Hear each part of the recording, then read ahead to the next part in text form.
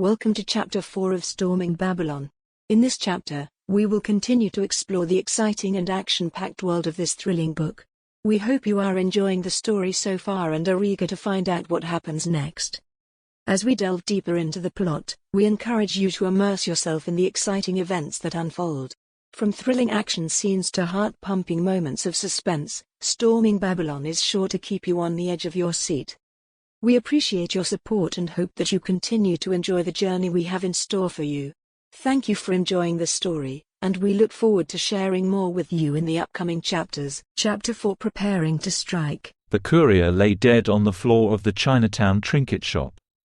His desiccated corpse twisted up in a final rictus of suffering. Trails of caustic smoke wafted from his body as the spell that undid him completed its work. The leader of the necromantic cult sat in his resplendent red robes on an ornate wooden chair. Before him lay the unfortunate messenger, wisps of smoke snaking about his body and into the base of the hookah in the leader's lap. Once the essence was contained, he imbibed it through the hookah with brief satisfaction. The leader mused that the failed courier had become useful, even as a supernatural narcotic. The dead man had delivered what should have been a deadly mixture to the damnable monstrosity who ruled the city underworld. It should have been an easy job, yet he still managed to fail. I would make his next steps more complicated. Smuggling even a few of his people into the city had been difficult. Not only had they avoided immigration, but they had also snuck past the supernatural guardians into the city.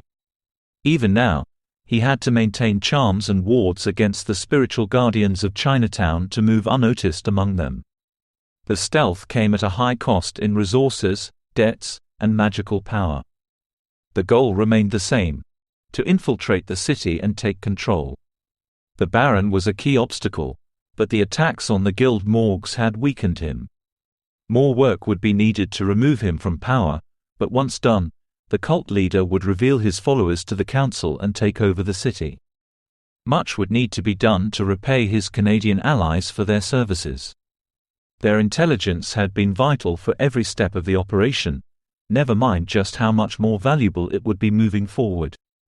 While he did not fear the form in which payment would be demanded for their assistance, he knew failure would leave him weak enough for them to turn against him. He would make that matter simple: he would not fail. The shop was filled with the cult leader's loyal followers. Some were busy making the shop look like the simple store it had been before they arrived, while others were preparing the containment cages in the back room for the next phase of the plan. The sounds of hurried carpentry and the smell of fresh wood stain filled the air, something a passerby would have noticed if the shop hadn't been closed for renovations. The messenger's body was whisked away by a cult member as they moved past. It would join the shop's former owner, who had shared the same fate, in the back room. It would be there that both would be rendered into powder for use in future concoctions and spells.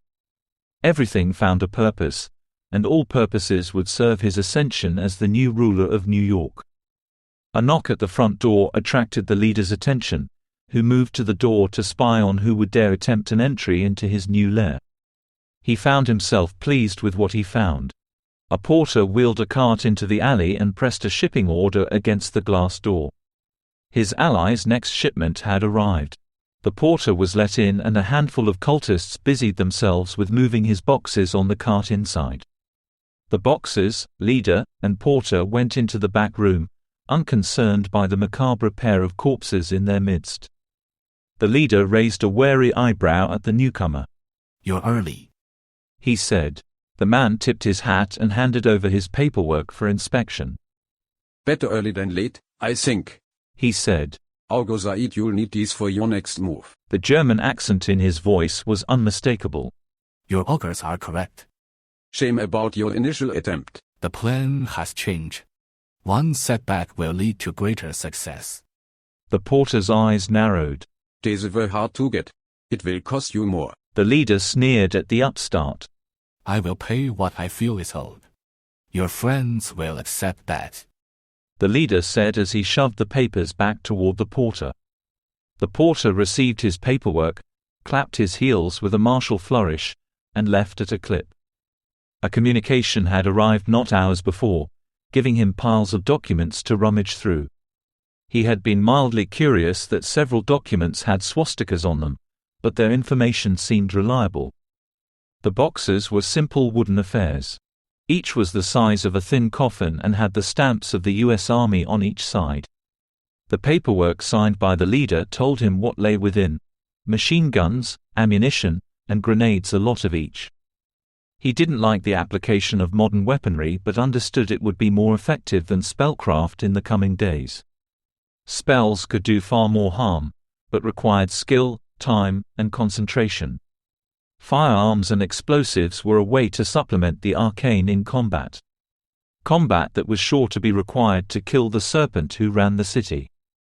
The unfortunate truth was this: with the failure of the assassination, his prey would be wary of new developments.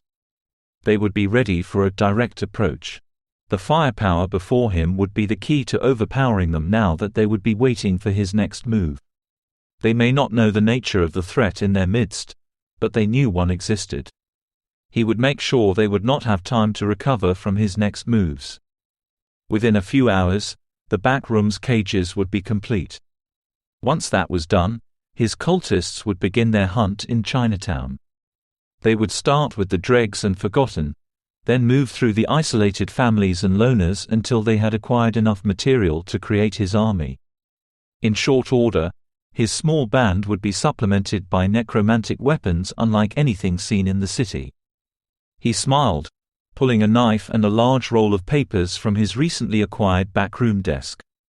Once the paperwork rolled out to sprawl over every corner of the furnishing, he found his mark. With a mad eye and all of his considerable strength, he plunged the knife through the location of Adam Stein's office.